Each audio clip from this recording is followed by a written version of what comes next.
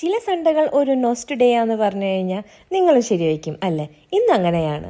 Mummy ഒത്തിരി ഉണ്ടാക്കി തന്നിട്ടുള്ള ആൻറ്റിമാരൊക്കെ ഉണ്ടാക്കി തന്ന നാവിൽ ഓർക്കുമ്പോൾ തന്നെ വായിൽ വെള്ളം ഊറി വരുന്ന ഒരു ഡിഷാണ് ചെമ്മീൻ റോസ്റ്റ്. അതെങ്ങനെ ഉണ്ടാക്കേണ്ടതെന്ന് യാതൊരു ഐഡിയ ഇല്ലാത്ത ഞാൻ ഇന്ന് അതിനൊരു അറ്റംപ്റ്റ് ചെയ്യാണ്.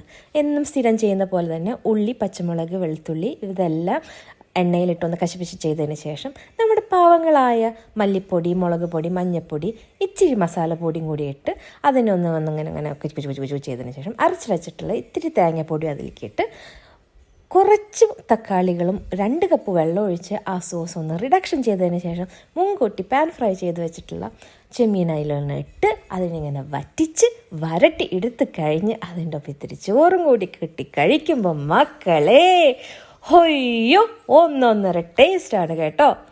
നിങ്ങളും ഇത് ട്രൈ ചെയ്യണം. അപ്പോൾ എല്ലാവർക്കും ബൈ ബൈ.